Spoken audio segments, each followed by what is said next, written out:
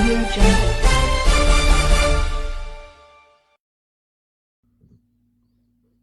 नमस्कार दोस्तों, मैं हूं राकेश अचल और आप देख रहे हैं अपना YouTube चैनल चक्षुदर्शी, जो जनता का माउथपीस है। अगर आप चैनल पर पहली बार हैं तो आपसे एक ही अनुरोध है कि इसे सब्सक्राइब कर लीजिए, बेल आइकॉन की घंटी दबा दीजिए और चाहें तो इसके मेंबरशिप स्वीकार कर लीजिए। दोस्तों, चक्षुदर्शी के 714वें अंक में मैं एक ऐसे विषय पर सवाल कर रहा हूँ, ऐसे विषय पर बातचीत करने जा रहा हूँ जो है तो पुराना मुद्दा, लेकिन हर समय जिंदा हो जाता है, हर दशक में जिंदा होता है, हर सरकार में जिंदा होता है। जी हाँ मित्रों, मैं बात कर रहा हूँ RSS यानी राष्ट्रीय स्वयंसेवक संघ की, जो 100 साल के पूरे होने के बाद भी जवाबदेही से ऊपर है, भारत के तमाम कानूनों से ऊपर है। संघ का दावा है कि वह देश का विदेश का एक ऐसा विशाल संगठन है जिसकी 50,000 शाखाएं हैं, करोड़ों स्वयंसेवक हैं जिन्हें लोग प्यार से शाखा प्रख भी कहते हैं। लेकिन संघ किसी कानून से बंधा नहीं है, न पंजीयन कानून से, न आयकर कानून से, न कोई दूसरे कानून से।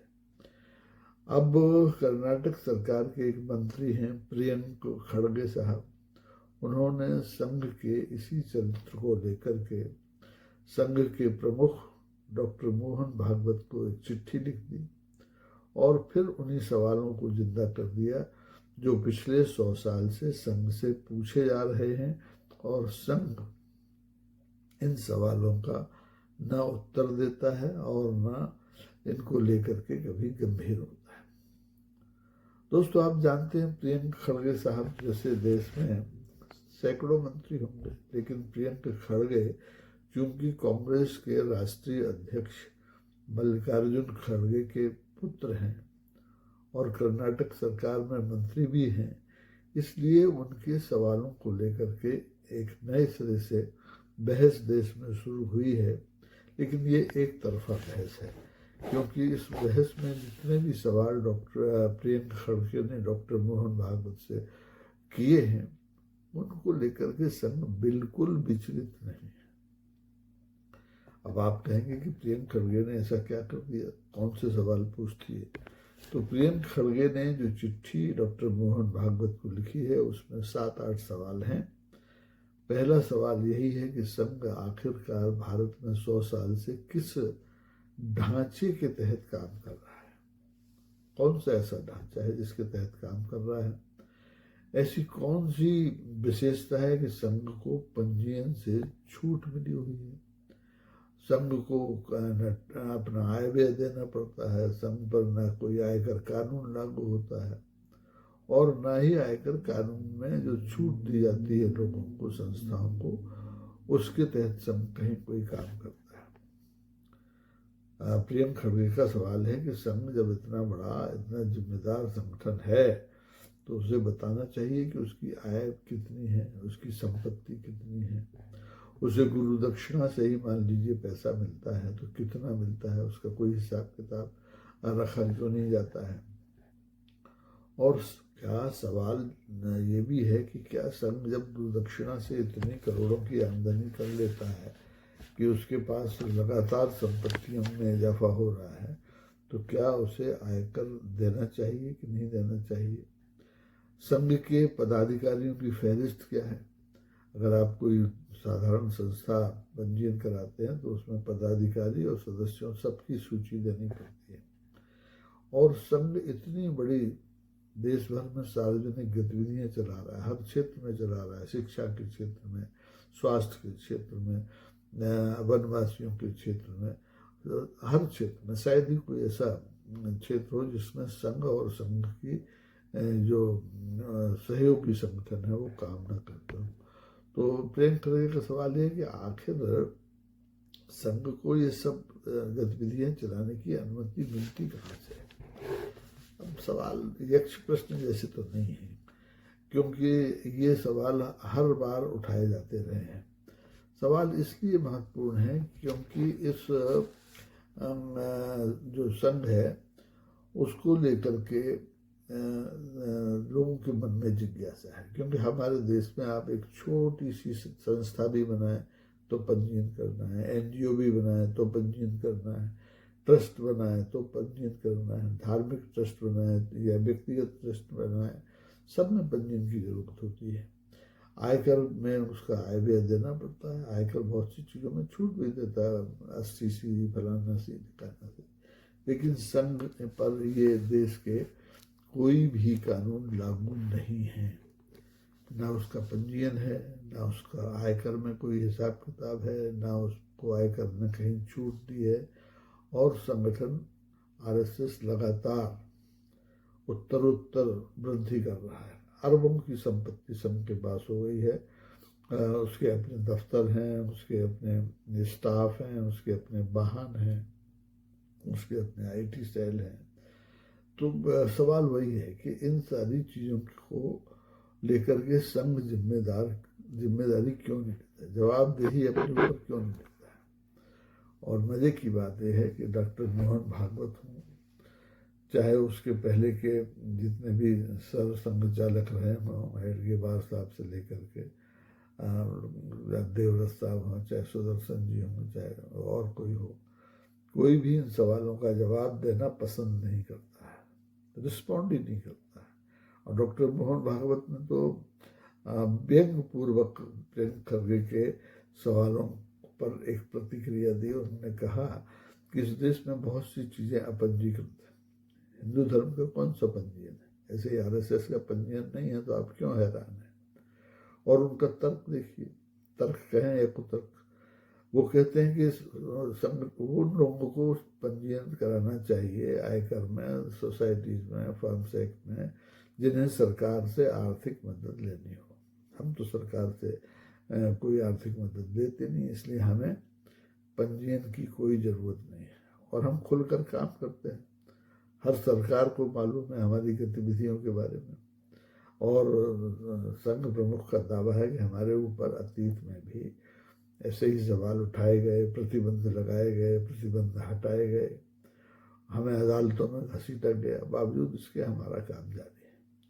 यानी ले देकर बात यह है कि डॉक्टर भागवत ये मानने को तैयार नहीं है कि संघ को, आरएसएस को देश के तमाम सारे कानूनों के तहत आकर के काम करना चाहिए। वो कानून से ऊपर नहीं है, लेकिन संघ प्रमुख जिस ढंग से प्रियंक खरगे के सवालों की खिल्ली उड़ा रहे हैं, उससे लगता है कि संघ हर कानून से ऊपर है। देश का कोई कानून संघ पर लागू नहीं होता है। जबकि दोस्तों ये मुद्दा केवल संघ का नहीं है, ये राजनीतिक मुद्दा नहीं है, ये संस्थागत मुद्दा है। और प्रियंक खरगे ने इसका एक तरह से नवीनीकरण किया है, उन्होंने कुछ नई बात नहीं उठाई है। और इस बात को लेकर के संघ, मज़ेदार बात है कि विचलित नहीं होता। संघ कहता है हमारे पास छुपाने के लिए कुछ है ही नहीं। अगर नहीं है तो फिर आप बताते क्यों नहीं है भाई कि आपने पिछले 100 साल में कितनी स्थावर संपत्ति बनाई, कहाँ से बनाई, टैक्स दिया तो नहीं दिया, क्यों नहीं दिया, आपके पास आय व्यय का कोई हिसाब है। आप इतनी संस्थाएं चला रहे हैं संघ के बैनर के नीचे, वनवासी क्षेत्र में और कहीं कहीं चिकित्सा क्षेत्र में, कहीं भारत विकास परिषद, कहीं फलानी परिषद, तो ये मजदूरों के बीच में, तो इन सब के लिए पैसा आता कहाँ से है और कितना आता है और जाता कहाँ है। और आपने उस पैसे का गुरु दक्षिणा जो है, बहुत अच्छी चीज़ है गुरु दक्षिणा, उस गुरु दक्षिणा का निवेश कहाँ किया है, उसका हिसाब किताब कोई रजिस्टर बनाया है कि नहीं बनाया है। तो आप संघ कहते हैं कि नहीं, हमारे पास ऐसा कुछ नहीं है, ना हम ऐसा कुछ करने के लिए बाध्य हैं। लेकिन लोकतंत्र में जवाबदेही सब पर आयद होती है, चाहे संघ हो, चाहे जनसंघ हो, चाहे कांग्रेस हो, चाहे भाजपा हो, सबको जवाब देना चाहिए। लेकिन संघ है कि बेशर्मी की हद तक इन सवालों को झुठलाता आ रहा है, इनकी अनदेखी करता आ रहा है आज से नहीं, 100 साल से करता आ रहा है। आज़ादी के पहले भी उसने पंजीयन नहीं कराया, तब तो चलिए एक तर्क था कि अंग्रेजों की सरकार है, हम उसके कानून क्यों माने। लेकिन अब आज़ादी के बाद 80 साल हो गए हैं, अब तो आपकी अपनी सरकार है, संवैधानिक सरकारें हैं, तो आप इस स्वतंत्र देश के कानूनों का सम्मान क्यों नहीं करते भाई? इसका जवाब क्यों नहीं देते? लेकिन संघ की तरफ से न कभी जवाब आया है, न कभी जवाब आएगा, और अगर जवाब नहीं आएगा तो सवाल भी हमेशा जिंदा बने रहेंगे। सवाल ये भी आएगा कि क्या इस देश में ऐसी कोई सरकार आएगी जो संघ को कानून के दायरे में लाए, संघ को कानून की छतरी के नीचे लाए, उससे पूछे कि तुम्हारी आमदनी का स्रोत क्या है, तुम्हारे खर्च कितने हैं, तुम्हें कहाँ से पैसा मिलता है, कहाँ तुम्हें टैक्स देना चाहिए या नहीं देना चाहिए। ये मामला दरअसल सीधे सीधे कई कानूनों के उल्लंघन का, जैसे फर्म सोसाइटी, ट्रस्ट, इनके पंजीयन कानून है उनका उल्लंघन है, आयकर कानूनों का उल्लंघन है। अगर आज मेरे पास मान लीजिए 10-20 लाख रुपए हों और मैं उनका रिटर्न न भरूं तो मेरे यहाँ छापा पड़ सकता है, मेरे खिलाफ आयकर विभाग के तहत कानून के तहत कार्रवाई कर सकता है, मेरे बैंक खाते सीज कर सकता है। लेकिन यहाँ आरएसएस के मामले में सरकार कुछ भी करने के लिए तैयार नहीं है। न पिछली सरकारों ने, कांग्रेस की सरकार हो उसने कुछ किया, न भारतीय जनता पार्टी की सरकार कुछ करने के लिए तैयार है। ऐसे में संघ क्या एक ऐसी चीज है जिस पर दुनिया का कोई कानून लागू होगा ही नहीं, हो ही नहीं पाएगा। और अगर ये नज़ीर बनती है तो सवाल ये है कि क्या देश में आने वाले दिनों में आरएसएस की तरह और भी संगठन ऐसे बन जाएंगे जो कोई कानून नहीं मानेंगे, जो कोई आय व्यय का ब्यौरा नहीं देंगे, जो कोई टैक्स नहीं देंगे, और रातों रात अरबपति होते जाएंगे। तो दोस्तों, सवाल जिंदा है। सवाल जो प्रियंक खरगे ने किए हैं वो आपके भी हो सकते हैं। आपके मन में क्या आता है? क्या संघ जैसे और भी संस्थान इस देश में खड़े हो जाएं जो कि सब कानूनों से ऊपर हों, जिन पर कोई कानून लागू ना होता हो?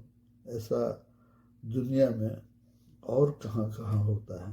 अगर आपको पता हो तो आए कमेंट बॉक्स में लिखें, और इस सवाल को जो प्रियंक खरगे ने दोबारा से जिंदा किया है इसको दूर तक ले जाएं, और जहां मौका मिले संघ से, संघ के पदाधिकारियों से ये सवाल करें कि क्या आप देश के तमाम कानूनों से ऊपर हैं, और हैं तो क्यों हैं? तो देखिए, शायद आपको कोई जवाब सही मिल जाए, क्योंकि डॉक्टर मोहन भागवत ने प्रियंक खरगे के जिन सवालों को टाला है उनसे जवाब नहीं आए, और जवाब आने चाहिए। देश इन जवाबों की प्रतीक्षा कर रहा है, हम भी प्रतीक्षा कर रहे हैं। आपकी प्रतिक्रियाओं की कमेंट बॉक्स में आइए, जवाब लिखिए और बताइए कि संघ को आखिर कब तक ये छूट मिलती रहेगी, अनंत काल तक, या बहुत जल्द देश में ऐसी कोई सरकार आएगी जो संघ को कानूनों के दायरे में लाने का साहस कर पाएगी। आज के लिए बस इतना ही। देखते रहिए चक्षुदर्शी। अगर आपको ये एपिसोड अच्छा लगा है तो इसे शेयर कीजिए, लाइक कीजिए और सब्सक्राइब चैनल को कर ही लीजिए। धन्यवाद। जय हिंद। नमस्कार।